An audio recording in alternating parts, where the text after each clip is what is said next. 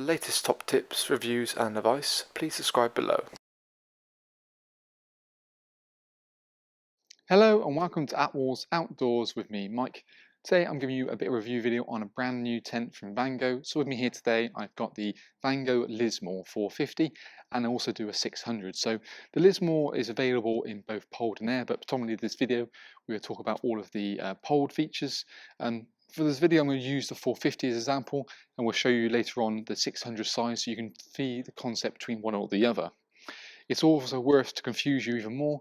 The Lismore itself is available in the polyester poled, which we have here, polyester air, polycotton poled, and polycotton air. So you can really much choose your, your pole structure and then your fabric across the range. So you can pick and choose. So as I said, we're going to focus really on the polyester version in poled across the two sizes. So it's all about having a free zone tent, sleeping, living, and an enclosed canopy area. Something that's not going to break the bank, but it's very good in price and decent sort of spec. Not the highest level spec, but the core things you actually need from a tent. It's based almost really on the previous version of the Stargrove, which was probably one of Vango's best-selling tents for the past 4 years easily. So it's got that in its DNA, but we've got a few new tweaks for the 23 season going forward to make it the sort of the next level up in many ways. First and foremost that we see different from probably its predecessor is the colour. So what we've got here is a kind of a 65D material. It's polyester, 3000ml waterproof rating, but one of the main things is actually how they basically produce the colour itself. So what Vango have been very clever to do is in the dyeing process of the actual fabric is that what they're now doing is dyeing the thread rather than basically the material when it's pre-woven. Why this is important? Basically it's down to the colour retention of the part itself. By dyeing the thread, what you tend to get is the colour goes all the way through, and then you then weave it into the material.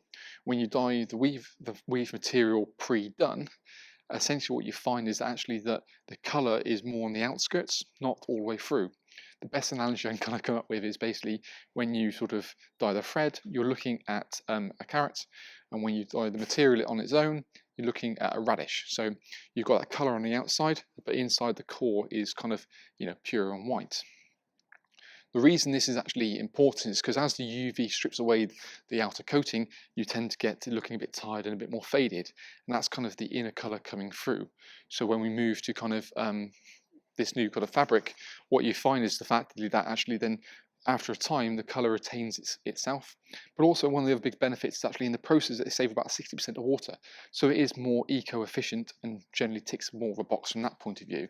So not only is it give you a better product, it's basically a bit more environmentally friendly, hence why they call it their colour lock eco. So it locks the colour in and it's more eco-efficient. Other things to mention on the Lismore is the fact that we've got these pre-angled, basically Duraflex fiberglass poles. So it's keeps it lightweight, but still gives an element of kind of rigidity to it. So it sits really quite nice and easily. They're actually a colour coordinated as well. So each pole is kind of set. So you've got a little black tab located there as well. So that signifies that pole is sort of black all the way through. Whereas the back one itself is got a little kind of grey tab, and there's a grey section in the actual pole section as well. So what you find is actually then identifies when you're feeding everything through, you can really know what goes where. Depending on obviously the overall size, the 450 which I've got here is about 3 meters wide. When you move up to the 600, it runs about 380, and the living area does double a little bit in terms of size, and we'll touch on that later. Other talking points, obviously we've got lovely crystal clear windows to get plenty of light into it, but the actual Lismore has a lot more ventilation than its predecessor, which you can see from this side window we see here. It's going to increase airflow to make it a bit fresher on the inside, but more importantly it's trying to reduce condensation, and certainly with the summer we had in 2022, having more airflow in a tent is not necessarily a bad thing, especially when the material itself isn't breathable. The side door, which you can see here, rolls up vertically.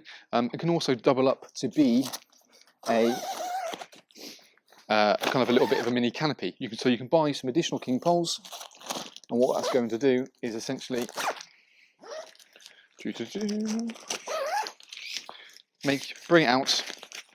Some eyelets in the corner here, so you can then just bring it out, make a little canopy out of it to give yourself a little bit of extra shelter. And then with the curtain on the inside, which we'll come to in a second, You can obviously zip it up to get the privacy, or however you want to kind of play it really. So,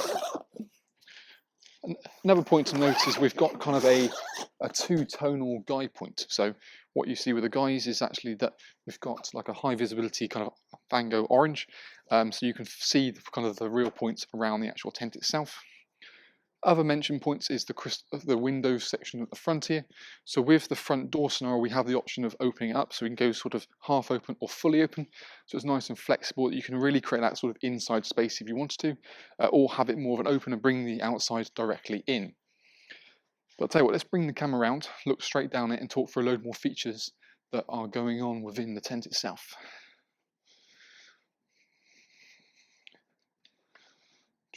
So, now we're kind of inside. You can probably appreciate kind of how the layout is. Now, we're going to roll this door open at the back, just to kind of keep it a bit neater and tidier. Let's see if I can get this open.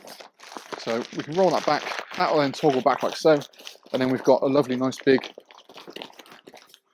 open porch. Now you've got an ample amount of space here for quite happily like a little cooking unit or something like that, and that's really kind of what you utilise your space for. You can also leave things like your wellies and stuff outside, so you haven't got to bring it all of things into your lovely nice clean carpeted section.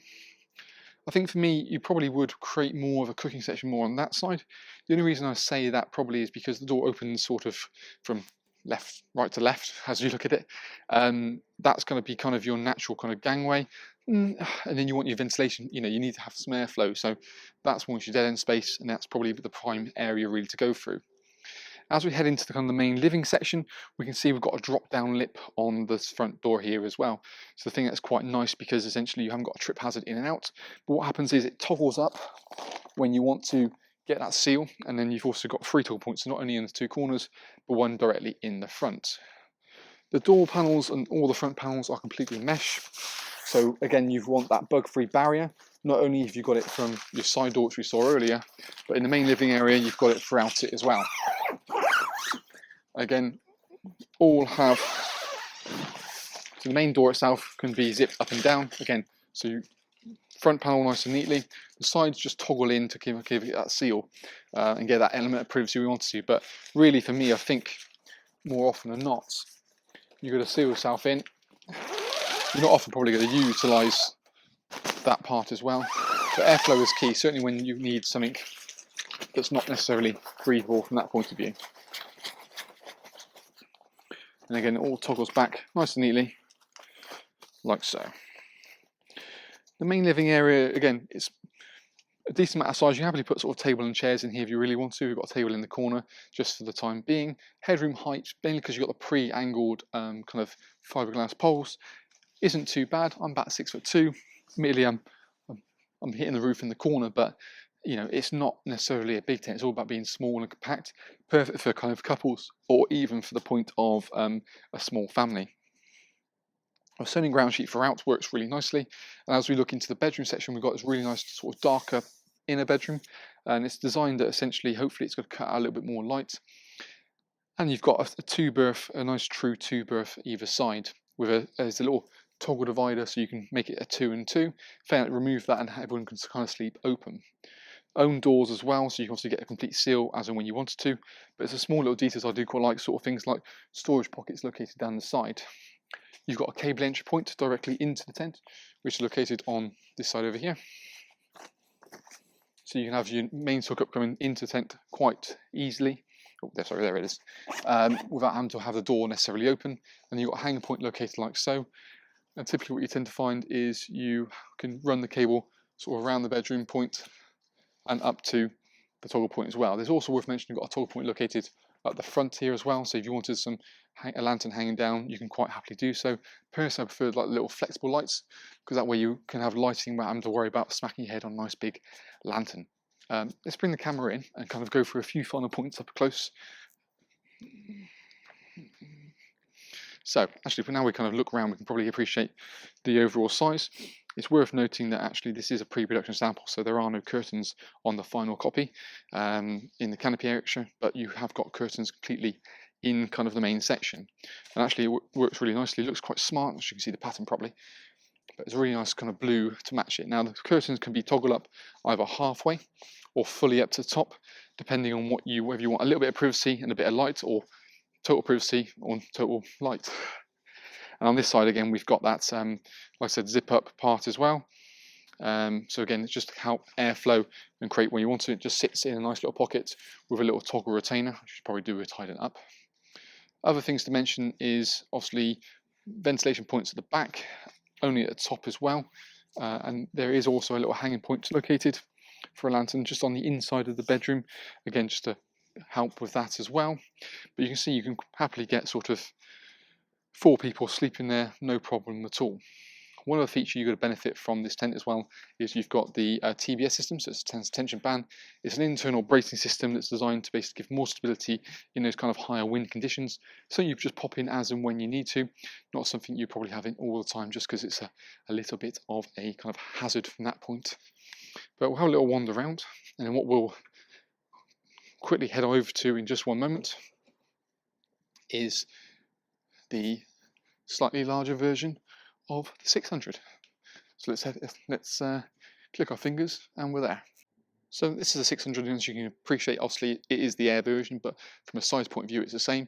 And what we benefit is we've still got the front canopy as we saw with the slightly smaller model. It rolls again all to the side, but when we come into the living area, it is a bit bigger. So you've got a 2-bay living section, so 2 sort of poles, 2 canvas bays, and again really quite nice and open. Still that mesh side. So what you benefit from here is you have one mesh door / window, same as we did previously.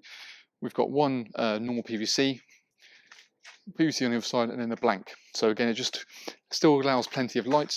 But when you come from a sleeping point, you've got 3 bedroom points. So you've got a 2-berth, a 2-berth, and a 2-berth.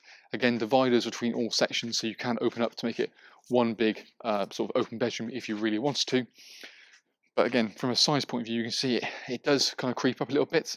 You know, it's a little bit longer and it's a bit wider, so it is in its own way something a little bit different. But what we'll do, let's go back to the 450 and just finish off a few points over there. So I think overall the Lismore ticks a lot of boxes.